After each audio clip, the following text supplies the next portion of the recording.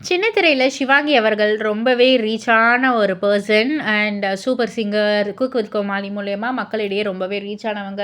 இப்ப நெறைய ஆல்பம் சாங்ஸ்லாம் பண்ணிட்டுருக்காங்க.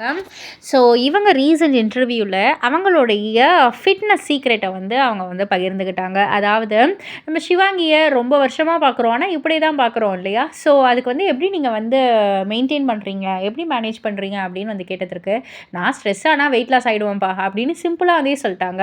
என்ன சொல்றீங்க? அப்படின்னு வந்து கேட்டா, ஆமா ஸ்ட்ரெஸ் ஆனா நெறைய பேர் நெறைய சாப்பிடுவாங்க. ஆனா நான் ஸ்ட்ரெஸ் ஆயிட்டேன்னா, நான் வந்து பொதுவா சாப்பிடவே மாட்டேன். அந்த ஸ்ட்ரெஸ்ல வந்து நான் சாப்பிடாம இருந்தாலே எனக்கு தன்னால வந்து வெயிட் குறையும்.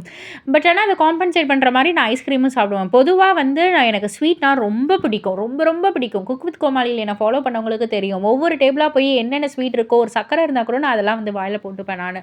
ஸோ கடைசியில ஃபைனல் டிஷ் வரக்குள்ள எனக்கு மயக்கமே வந்துரும். அந்த அளவுக்கு சுகர் ஓவர் டோஸ் ஆயிடும்.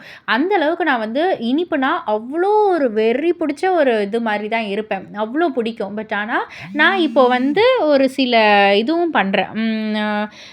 எப்படி சொல்றது? எக்ஸர்சைஸ் அண்ட் அதெல்லாம் நான் வந்து பண்ணிக்கிட்டுருக்கேன். ஒரு ட்ரெய்னர் வீட்டுக்கு வரவழைச்சு நான் வந்து நெறையா பண்ணிக்கிட்டுருக்கேன். ஒர்க் அவுட்லாம் பண்ணிகிட்டுருக்கேன். பட் ஆனா ட்ரெய்னர் கிட்ட தெளிவா நான் வந்து சொல்லிட்டேன்.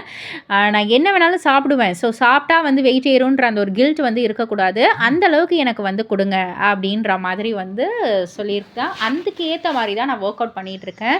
பிகாஸ் என்னாலலாம் வந்து டயட் இருக்க முடியாது. டயட் இருந்தா அது வந்து ரொம்ப ஒரு மிகப்பெரிய ஸ்ட்ரெஸ்ஸையே குடுத்துரும். அதனால நான் டயட்லாம் இருக்க மாட்டேன். ஒன்லி ஒர்க் அவுட்ஸ் அப்படின்ற மாரி அவங்க பகிர்ந்துக்கிட்டாங்க.